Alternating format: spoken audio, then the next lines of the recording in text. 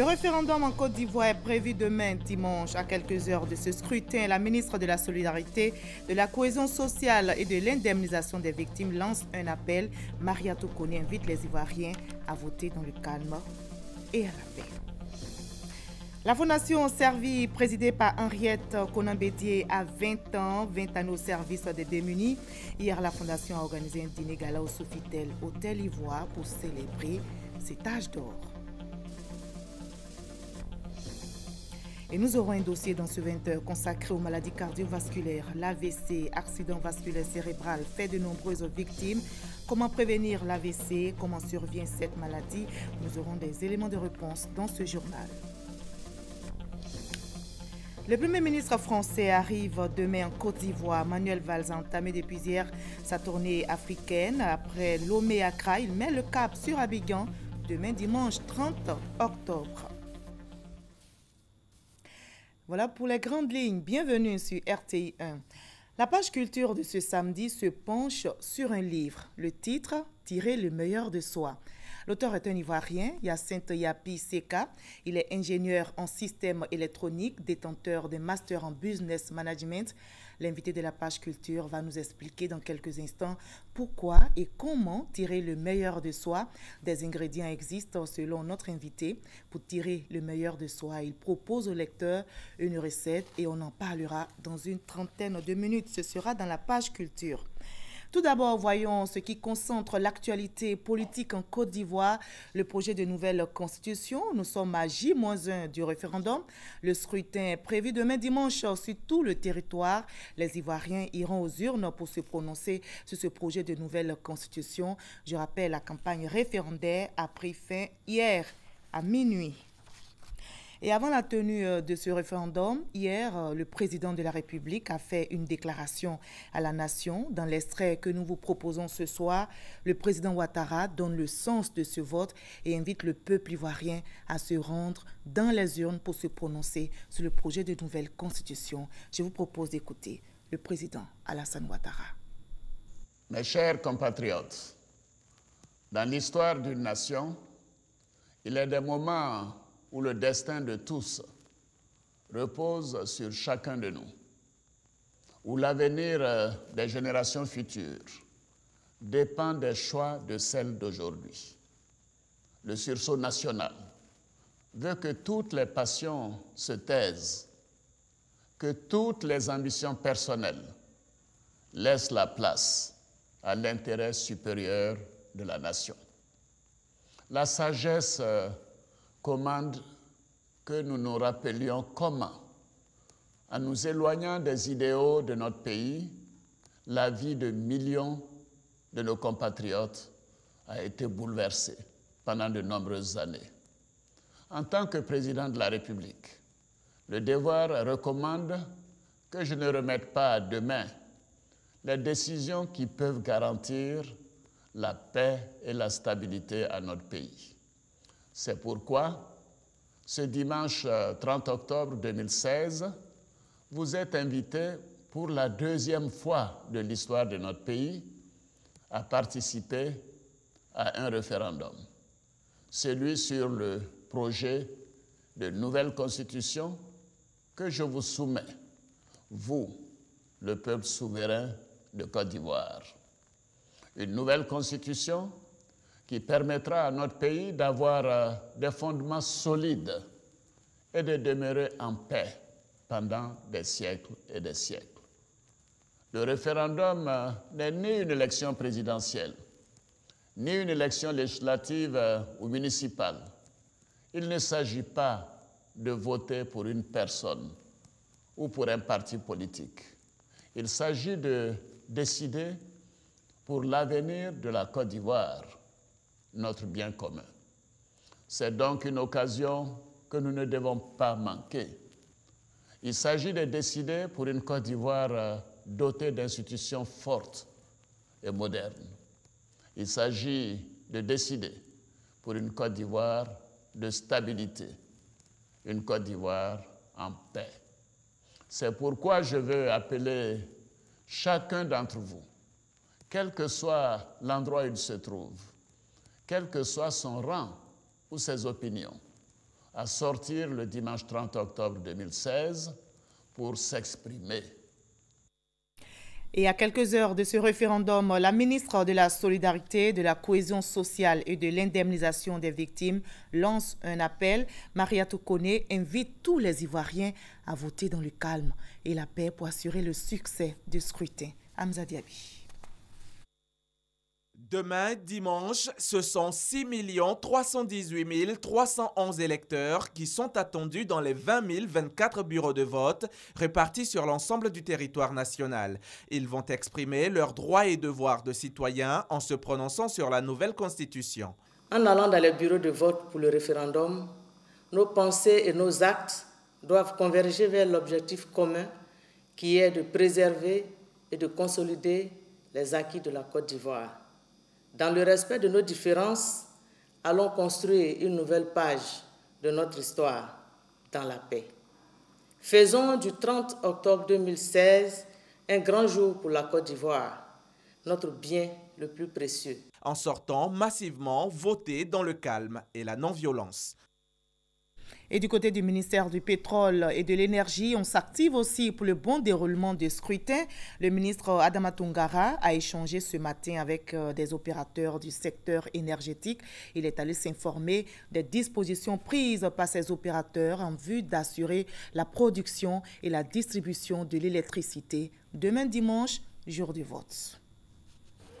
À quelques heures du scrutin référendaire, le ministre Adama Toungara s'assure que le dispositif de production et de distribution de l'électricité fonctionne correctement. Une visite guidée du poste de haute tension d'Abobo a dissipé toutes les inquiétudes. Pour le ministre du Pétrole et de l'Énergie, l'éclairage ne doit pas faire défaut ce dimanche et même après, tant dans les bureaux de vote que dans les centres de compilation des résultats. Le secteur de l'énergie a pris toutes les dispositions pour que tout se passe de façon excellente le dimanche et le lundi. D'abord, du point de vue approvisionnement en produits pétroliers fini, des dispositions ont été prises pour qu'il n'y ait pas de rupture sur toute l'étendue du territoire. En ce qui concerne l'électricité, j'ai autour de moi tous les grands acteurs de ce secteur qui ont veillé à mettre en place des mesures exceptionnelles pour un vote exceptionnel. Voilà un reportage réalisé pour vous par Georges Toungara et Michel Diré. Je rappelle pour refermer cette page que le référendum en vue de la nouvelle constitution en Côte d'Ivoire est prévu demain dimanche 30 octobre. Le vote aura lieu sur tout le territoire. La Fondation Servir, présidée par Henriette Konan-Bédié, a 20 ans, 20 années au service des démunis. Hier, la Fondation a organisé un dîner gala au Sofitel Hôtel Ivoire pour célébrer cet âge d'or. Alexis Ouedraogo. Strass et paillettes pour célébrer dans le glamour les 20 ans de la Fondation Servir de Henriette Konan-Bédié. 20 ans au service des populations démunies avec un objectif herculéen: construire le premier centre international d'hémodialyse et de greffe rénale à Abidjan. Mai 1996, mai 2016, il y a 20 ans. À cette même tribune, nous lancions devant les Ivoiriens et les Ivoiriennes notre volonté d'aller à la rencontre de la souffrance des personnes défavorisées ou démunis et d'en combattre les causes ou d'y apporter les solutions palliatives et curatives.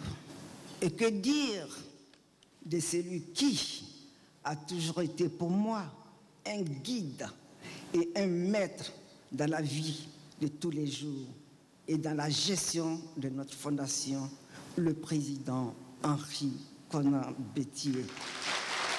Mon cher et attentionné époux, merci mon cœur, je t'aime. Pour Henriette Bédié, la marche ne fait que commencer pour toujours apporter du sourire au cœur meurtri. Élément important de ce gala, la vente aux enchères, qui a permis de récolter environ 30 millions de francs CFA pour la fondation. L'une des pièces maîtresses, un bijou d'une valeur de 15 millions remporté par la première dame, a été offert à Madame Bédier. La célébration, elle a pris fin sur des pas de danse bien enlevés.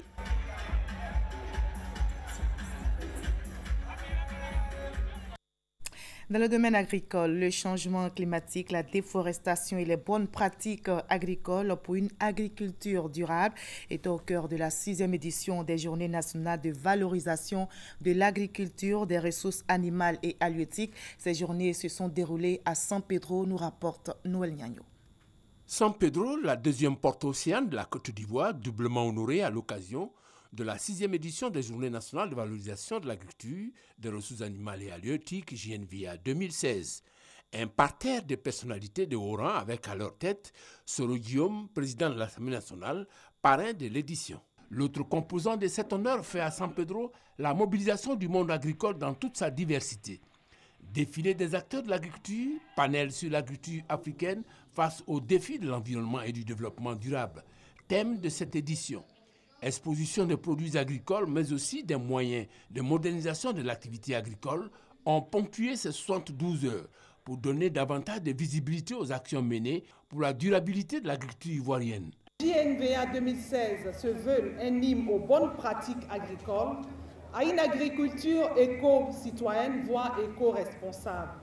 Il faut former les acteurs afin de leur donner les outils et les moyens de compétir avec leurs pairs qui sont sous d'autres cieux. Dans cette optique, le gouvernement ivoirien a souligné son engagement.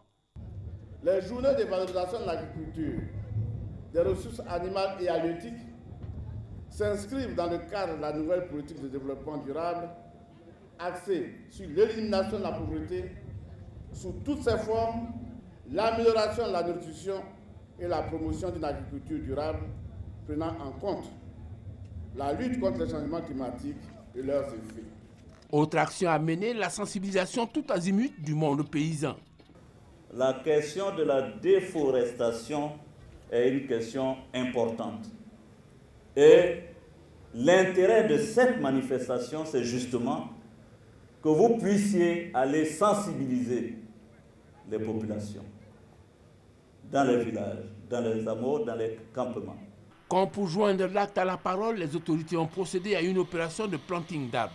Après la visite des stands, moment de convivialité entre exposants et personnalités venus marquer ce rendez-vous de la valorisation de l'agriculture ivoirienne.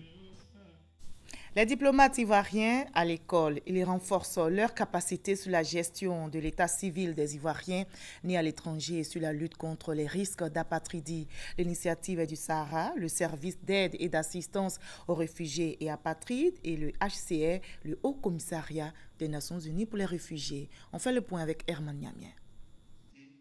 La gestion de l'état civil des Ivoiriens nés à l'étranger préoccupe le ministère des Affaires étrangères. Selon le ministère, si cette question est mal gérée, elle peut occasionner des risques d'apatridie.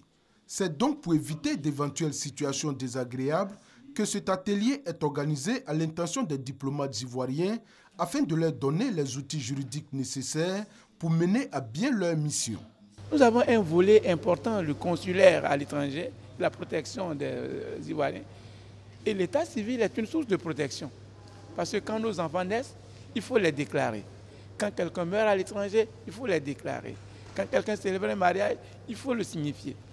Tous ces actes doivent être consignés. Et parfois, ce n'est pas bien fait ou bien les textes ne sont pas connus. Cet atelier initié par le Sahara, le service d'aide et d'assistance aux réfugiés et apatrides, bénéficie du soutien du Haut Commissariat des Nations Unies pour les réfugiés. Si les individus n'ont pas été déclarés, s'ils n'arrivent pas à prouver leur filiation parce que les documents d'état civil ont été détruits, il serait difficile pour ces individus de prouver leur nationalité quand même ils ont été réfugiés ivoiriens à l'extérieur. Le HCR, à ce jour, nous estimons à près de plus de 100 000 personnes qui sont entrées de façon spontanée. Et le plaidoyer que nous menons auprès du gouvernement ivoirien, c'est de revoir une disposition de la loi sur l'état civil des Ivoiriens de l'étranger afin de permettre la réinscription ou la prise en compte des personnes rapatriées alors même qu'on n'a pas pris le temps de se rapprocher des autorités consulaires déjà pendant l'asile. À l'issue de la formation, les participants doivent être capables d'identifier les éléments d'authentification et de vérifier l'authenticité des actes de l'état civil ivoirien, de reproduire un fait d'état civil concernant un réfugié, un apatride ou un bénéficiaire de la protection subsidiaire. On s'intéresse maintenant à la 8e édition de l'African Economic Forum qui vient de se dérouler à la Maison de l'Entreprise au Plateau. Il s'agit pour cette plateforme de mettre en lumière les expériences les plus réussies ou les plus prometteuses en matière de développement local, nous explique Juliette Ouéa. Les pays africains, notamment la Côte d'Ivoire, doivent mettre l'accent sur le développement local pour améliorer les conditions de vie des populations. Message clé de la 8e édition de l'African Economic Forum. Cette plateforme annuelle tente d'utiliser les initiatives locales au niveau des petites collectivités comme moteur de développement économique. Aujourd'hui, plutôt que de mener des actions de façon esselée, nous pensons que c'est en conjuguant les efforts de tous les acteurs, comme je l'ai dit, qu'ils soient ONG, qu'ils soient pouvoir public, qu'ils soient fondations d'entreprise, c'est en conjuguant tous ces efforts-là, en les mettant en cohérence, que nous arriverons à construire un développement qui se veut durable, inclusif et participatif. Au nombre des expériences édifiantes, le modèle de décentralisation espagnol. Au niveau local, il y a aussi une grande autonomie des municipalités par rapport aux régions. Je pense qu'en Espagne, ce modèle a été bien accepté par la plupart de la population et on pourrait dire qu'en général, les citoyens connaissent bien quelles sont les obligations de chaque niveau de l'État vis-à-vis les services publics auxquels il a droit, le citoyen. Une dizaine d'exposants œuvrant pour le développement local ont présenté leurs services et produits au grand public. Nous avons les dérives de manioc que nous transformons en gari, en atiéké, en atoupou. La transformation fait partie du développement local. Il faut transformer pour vendre dans les pays développés, pour développer notre agriculture, pour développer notre projet local. L'African Economic Forum a été initié en 2009 par Marcel Zadikessi, ancien président du Conseil économique et social. Le mardi prochain, 1er novembre, aura lieu la fête de la Toussaint. Le ministère de l'Emploi et de la Protection sociale communique à ce propos. Le mardi 1er novembre 2016, jour de la fête de la Toussaint, est déclaré jour férié et chômé sur toute l'étendue du territoire. On en arrive maintenant, avant de parler du dossier, les faits que je vous propose maintenant se sont déroulés aux 2 plateaux dans la commune de Cocody. Le corps d'un nouveau-né a été retrouvé ce matin dans un carton à proximité d'un centre commercial. Selon les témoins, le bébé de sexe féminin aurait été abandonné par sa mère juste après la naissance et la mère est activement recherchée. On en arrive maintenant à notre dossier de ce 20h consacré aux maladies cardiovasculaires. L'AVC, accident vasculaire cérébral, fait de nombreuses victimes. La maladie s'attaque directement au cerveau et fauche brutalement des milliers de vies. Alors comment prévenir l'AVC? Comment survient cette maladie? Quelles sont les précautions à prendre pour l'éviter? Réponse dans ce dossier signé Serge Coléa. CHU de Cocody, service de neurologie, 10e étage. C'est ici que sont traités les cas d'accidents vasculaires cérébraux ou, si vous préférez, les AVC. Les vaisseaux sanguins qui amènent le sang vers le cerveau vont avoir un problème. Et ce problème, il est de 2 types. Soit le vaisseau va se boucher, et donc il y a une partie du cerveau qui ne reçoit pas de sang qui va mourir, soit le 2e type, le vaisseau va éclater et donc il va y avoir un épanchement de sang à l'intérieur du cerveau qui va détruire les cellules également du cerveau. En dehors des facteurs de risque connus, à savoir le stress, l'hypertension artérielle, l'obésité, la sédentarité et les maladies du cœur, on se rend bien compte que les AVC constituent une menace qui plane aujourd'hui sur la vie de chaque individu. Le professeur Kwame Assouan fait partie des spécialistes d'AVC en Côte d'Ivoire. Avec lui, nous avons tenté de comprendre pourquoi les AVC font autant de victimes ces dernières années. On est aux alentours en Côte d'Ivoire de 20 à 25% de mortalité. C'est très important, c'est un malade sur 4 ou un malade sur 5 qui va mourir à l'hôpital à la période aiguë comme ça de l'AVC. Mais même dans les suites, dans les mois qui vont suivre, Dans l'année qui suit, il y a encore parmi les survivants d'autres personnes qui peuvent décéder. Et c'est pourquoi il faut plutôt agir sur la prévention. Il faut empêcher, dans la mesure du possible, l'accident vasculaire cérébral de survenir. Il faut aussi pouvoir reconnaître les premiers signes d'un AVC et les mesures d'urgence en cas d'attaque. Donc si vous avez une paralysie d'un côté du corps qui survient de manière brutale, comme c'est le cas dans tous les AVC, et qui s'améliore spontanément, qui régresse, on dit classiquement en moins d'une heure, vous avez fait un accident transitoire. C'est un avertissement qui vous dit que vous risquez dans les heures qui viennent de faire un vrai AVC complet définitif. Pour parler prévention, nous avons rencontré le docteur Anvo, chercheur à l'université Nangui-Abrogwa d'Abobo-Adiamé. Il est basé à l'Institut de cardiologie d'Abidjan où il mène des recherches. Pour lui, il ne faut pas chercher ailleurs les raisons de la montée en puissance des AVC et des maladies cardiovasculaires.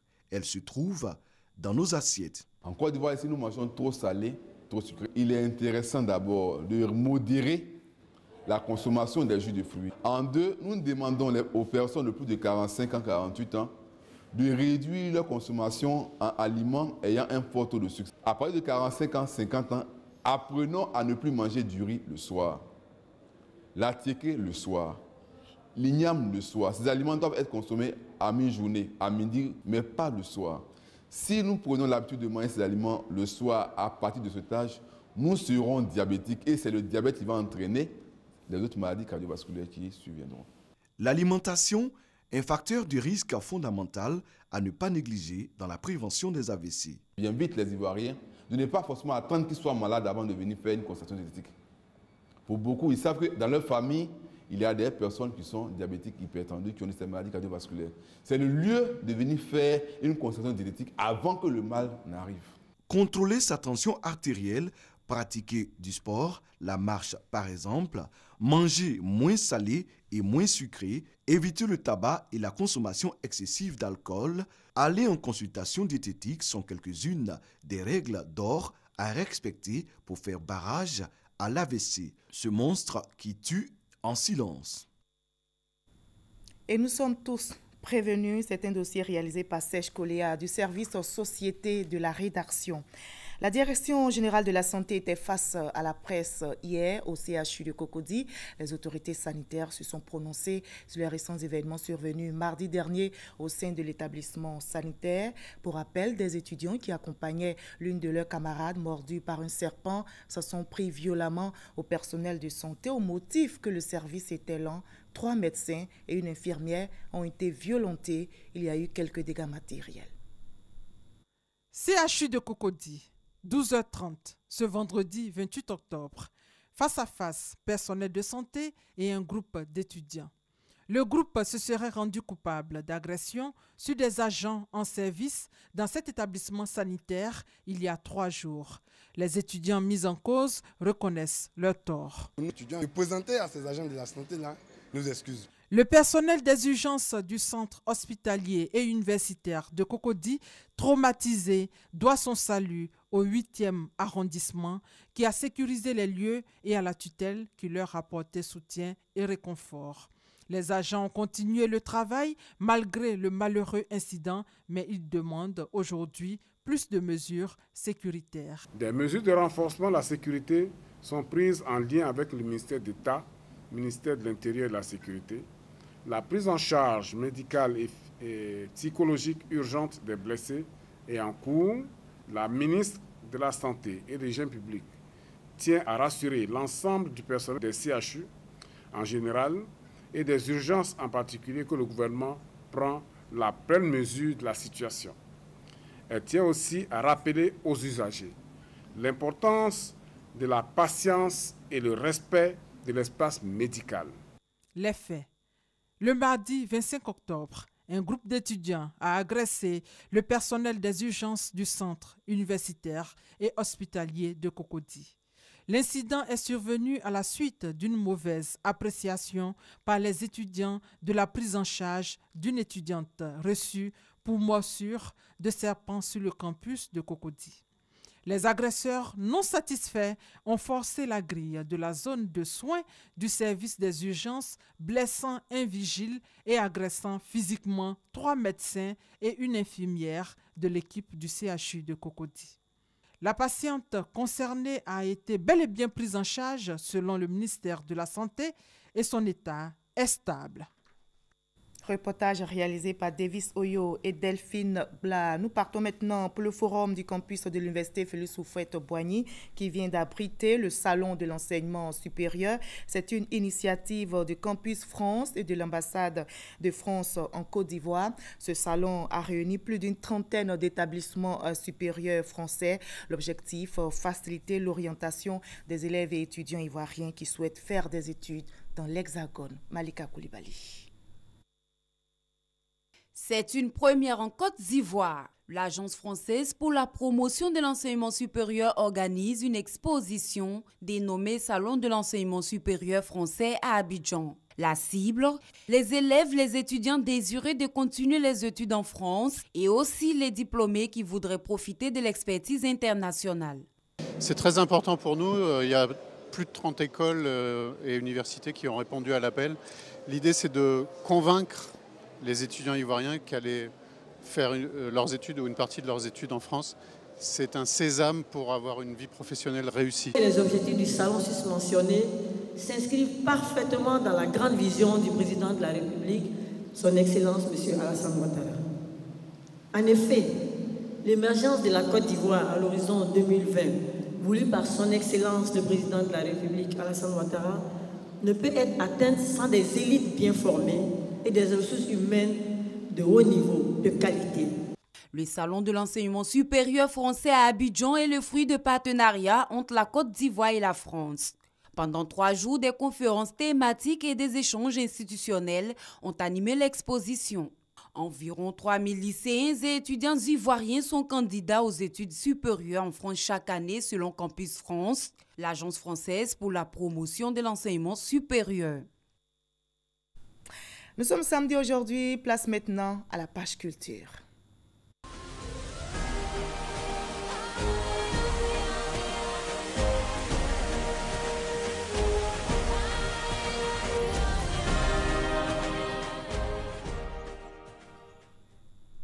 Commençons par la dédicace d'une œuvre intitulée « Éternel espoir ». C'est une œuvre écrite par la jeune auteure Guy Rachel. C'est un recueil de poèmes qui incite chacun à garder espoir malgré les difficultés de la vie. Cita Soro. Éternel espoir, l'œuvre d'une jeune prodige de la littérature, son nom, Guy Rachel. À 18 ans, Guy Rachel a publié son recueil poétique. Une œuvre qui veut faire de l'espoir une force et un acharnement à vouloir sortir d'une condition malheureuse. Éternel espoir parle d'abord de plusieurs situations difficiles, alambiquées, des situations tumultueuses, mais avec toujours une lueur d'espoir. Juste pour dire aux uns aux autres que quelles que soient les situations, on peut toujours s'en sortir. À l'instar de la musique, l'auteur, au travers de sa poésie, a voulu communiquer une émotion particulière, ses propres émotions. D'où son poème hommage à son ami Charles décédé. Poème intitulé Zouzou Wanda Charles. C'est un texte dans lequel l'auteur est naturel. En même temps que c'est de la poésie est réputée être un genre où il y a beaucoup de phares, beaucoup d'esthétique autour. Mais en même temps que cette esthétique-là, elle est présente dans le texte avec les figures de style et autres. Mais on sent aussi la sincérité dans les mots. C'est-à-dire c'est l'auteur qui se raconte. Elle raconte sa vie, elle raconte son expérience, son rapport aux autres, son rapport à la société. Révélée par le biais d'une plateforme littéraire, Guy Rachel est étudiante en 3e année de licence au département d'allemand à l'université Félix Houphouët-Boigny de Cocody. Éternel espoir est sa première œuvre. Elle compte ne pas s'arrêter en si bon chemin. On s'intéresse maintenant à une autre œuvre, Tirer le meilleur de soi. Et l'auteur est avec nous sur ce plateau. C'est notre invité de la page culture. Bonsoir, monsieur Hyacinthe Yapiseka. Bonsoir, madame Goran. Alors, vous parlez, c'est votre premier essai sur cet ouvrage. Merci. Expliquez-nous pourquoi tirer le meilleur de soi. Merci beaucoup. Tirer le meilleur de soi, c'est avant tout un concept. C'est un élément de leadership et de développement personnel qui appelle chacun de nous à l'amélioration continue, qui exhorte chacun de nous à reconnaître en lui-même les forces et les valeurs qu'il a, qui appelle chacun de nous encore à aller plus loin dans la marche. Et c'est un élément encore qui nous exhorte à recueillir nos forces en nous-mêmes, à repartir, à créer nos valeurs et missions afin d'aller à atteindre les objectifs que nous sommes assignés. Et tout à l'heure, vous allez nous dire comment tirer le meilleur de soi, parce que vous avez des ingrédients que vous proposez à vos lecteurs dans cet ouvrage. Mais dites-nous, quand vous parlez de promouvoir le leadership, le développement personnel, quel est le lien? Le lien entre le leadership et le développement personnel, c'est le développement personnel en lui-même, la base du leadership. Un leader, c'est quelqu'un qui a un impact sur un groupe et qui les amène à atteindre un objectif, une vision. Alors que la personne qui impacte les autres doit avoir les valeurs en elle-même. C'est en cela qu'à chaque instant, la personne la plus importante devient le leader qui à chaque instant doit se réinventer, doit créer des valeurs, doit aller avoir le courage, déterminer la vision et toujours avoir cet impact sur son groupe, sur sa société, sur sa communauté et sur tout son environnement. À qui s'adresse cet ouvrage quand on vous suit finalement? Est-ce seulement aux leaders, aux managers? C'est une très belle question. Cet ouvrage s'adresse à tous, qu'on soit adolescents, jeunes, adultes, travailleurs, cadres, femmes au foyer, entrepreneurs, parce qu'il donne des ingrédients, il donne des éléments qui, à chaque moment de notre vie, permettent de réorienter notre vie, permettent de nous adapter et permettent de faire encore mieux, d'où le titre même, tirer le meilleur de soi. C'est de rechercher toujours les ressources en nous, de voir autour de nous l'environnement dans lequel nous travaillons, afin que nous puissions toujours prendre des forces et aller de l'avant et créer encore un avenir meilleur. Donc ce livre s'adresse à tout le monde. On a une consoeur, Sita Soro, elle s'est intéressée à votre ouvrage. On va suivre ensemble son résumé et poursuivre notre entretien.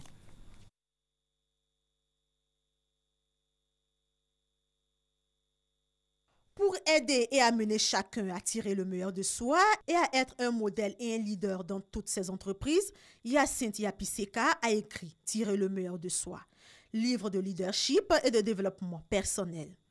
Plus qu'un livre, cette œuvre met l'homme et la femme au centre des actions. Il ne se focalise pas sur le monde de l'entreprise, mais plutôt s'en inspire profondément pour propulser le lecteur vers la recherche de sa propre performance. Tout ceci pour tirer le meilleur de lui-même. Tirer le meilleur de soi permet également de doter chaque personne, à quelque niveau que ce soit, des fondamentaux pour réviser ou construire une vie équilibrée et réussie.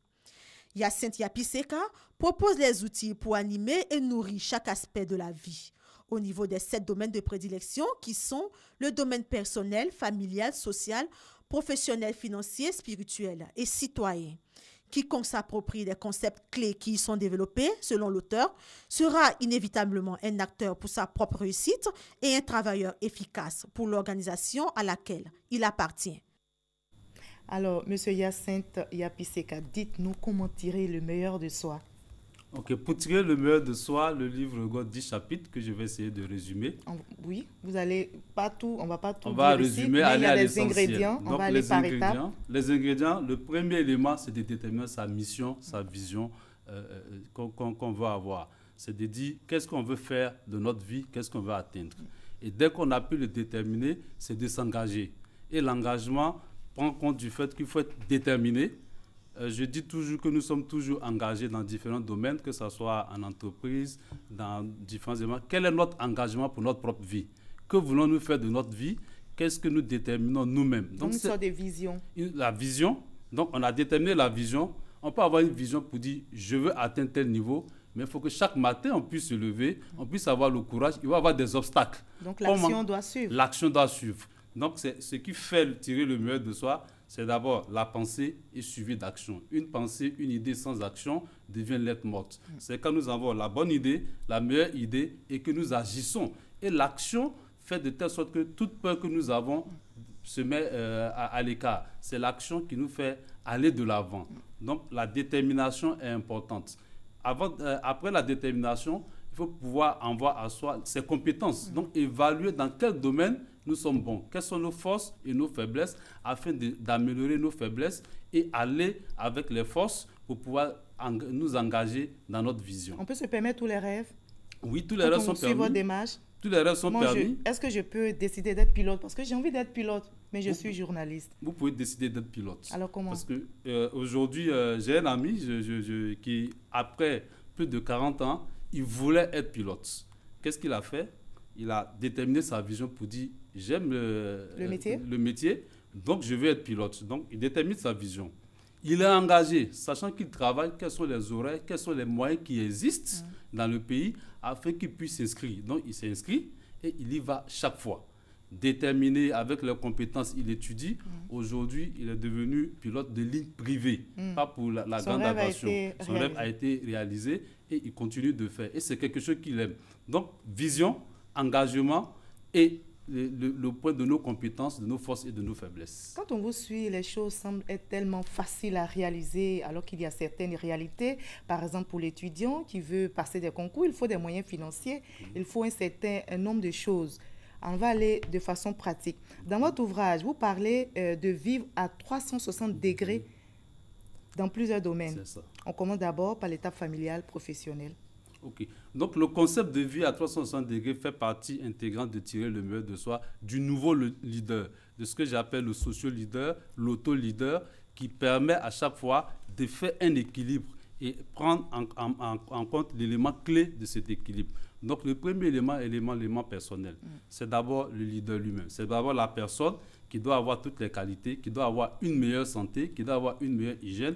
Tout à l'heure, on parlait d'accident cardiovasculaire, qui doit avoir tout cet environnement pour être déterminé et pour aller à l'avant. Comme on le dit, il va y avoir des obstacles, mais en étant déterminé, en voulant à chaque instant tirer le meilleur de soi. Donc, c'est de regarder quels sont les obstacles que nous avons et comment nous faisons pour les transcender. Donc, ça met l'homme au-dessus des problèmes que nous avons. Donc, l'homme devient l'élément clé au centre de toute une vie. Donc, étant déterminé, ayant cette vision, on peut alors continuer. Donc, l'élément personnel. Après, on est d'une famille et on est appelé à créer une famille. Quel est notre leadership dans notre famille? Il ne s'agit pas d'être un leader dans son milieu de travail et avoir une famille qui est désintégrée. Donc, nous apportons ici encore l'élément de tirer le meilleur de soi dans la famille. Quel est notre rapport? Qu'est-ce que nous construisons comme avenir? Parce que tout ce que nous allons laisser après, ça sera nos enfants. Donc, qu'est-ce que nous faisons de nos enfants pour qu'ils soient citoyens? On arrivera dans le domaine citoyen, pour qu'ils puissent eux aussi contribuer, apporter leurs éléments, leurs contributions à toute la nation, à toute la société. Finalement, on est leader dans tout le monde. Tout le monde est leader quand on vous suit. Tout le monde peut être leader. Le leadership, ce n'est pas la position hiérarchique, ce n'est pas le poste au travail. Comme je le dis, un chauffeur dans une entreprise peut être un leader parce qu'il a une capacité de traîner les autres, parce qu'à chaque fois qu'il y a un problème, les autres viennent s'inspirer de lui. Il a une sagesse, il a une connaissance. Donc il y a l'attitude. L'attitude est un élément clé dans le livre où je dis, quand vous avez l'attitude, alors vous avez 100% de vos capacités que vous pouvez déployer. Vous prenez l'exemple de joueurs talentueux. Si vous êtes sûr qu'à chaque match, il va prendre un carton rouge à une finale critique, vous n'allez pas mettre ce joueur-là pendant les 90 minutes. Donc, l'attitude est un élément clé. La discipline, le respect et le suivi des règles qui permet à chaque instant de tirer le meilleur de soi. C'est de toujours rechercher le meilleur. Et d'impacter son environnement. On aura le temps de poursuivre tout à l'heure. Rêver, bouger, donner plus de sens à ses actions, se libérer des pesanteurs, ça nous permet de tirer le meilleur de nous-mêmes. Est-ce que vous aimez la mode? Oui. Vous aimez la mode? Parce qu'il fallait bien s'habiller pour être sur ce plateau de 20h. Je vais vous inviter donc à regarder Afrique Fashion Show, la 11e édition, et puis nous allons revenir sur ce plateau. Étoffes, couleurs, strass et paillettes étaient au rendez-vous de la grande soirée de la mode africaine, Afrique Fashion Show. Afrique Fashion Show est une plateforme dédiée aux créateurs de mode en vue de les révéler au grand public et promouvoir ainsi leur création. Cette grande messe de la créativité a permis de rappeler qu'au-delà du glamour, l'industrie textile est un puissant vecteur de développement qu'il convient de soutenir et d'encourager selon la marraine de la cérémonie. Le secteur du textile et de l'habillement figure au nombre des nouvelles filières porteuses sur lesquelles notre pays veut miser pour la transformation de son économie. Il s'agit pour le président de la République de rendre ces micro, petites et moyennes entreprises plus compétitives à travers le renforcement des capacités techniques et managériales ainsi que l'accès aux ressources, l'accès au financement. Véritable révélation de la manifestation, les stylistes Tradiodonné, Modeste Ba et Barros ont fait vibrer la foule tant par la qualité, l'originalité que par la beauté de leur création. Au chapitre des innovations, la marque Misano de Isabelle Hano, la promotrice d'Afrique Fashion Show.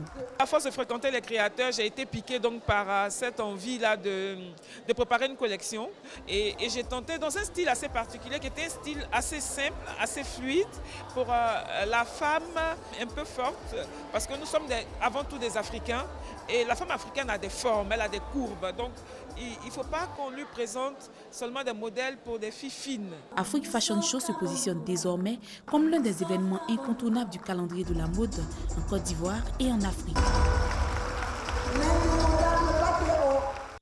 Voilà des stylistes qui ont pu réaliser leur rêve, Monsieur Ayapi. Alors, vouloir c'est pouvoir. Vouloir c'est pouvoir. Les stylistes ont tiré le meilleur d'eux-mêmes. Vouloir c'est pouvoir en ce sens qu'il faut avoir toute une démarche avant que vouloir soit le pouvoir. En ce moment, il faut déterminer sa vision, être engagé, avoir une définition de succès et avoir les outils de communication, de gestion du temps et de plan d'affaires afin que vouloir devienne pouvoir. Donc, c'est tout ce qui est résumé dans le livre qui est disponible dans toutes les librairies de la place. Et les ingrédients sont dans cet ouvrage. Voilà. Merci Monsieur Yapi Seka Yassin d'avoir été avec nous sur ce plateau. Merci beaucoup. Le Premier ministre français arrive demain en Côte d'Ivoire. Manuel Valls a entamé depuis hier sa tournée africaine. Après Lomé, Accra met le cap sur Abidjan demain dimanche. Pour le Premier ministre français, cette visite en Afrique va lui permettre de rencontrer des gens, voir les problèmes de la vie quotidienne, s'immerger, en bref, dans la réalité africaine. Une manière donc d'essayer de porter une nouvelle vision des relations franco-africaines. Fin de ce 20h. Merci à vous tous de votre aimable attention.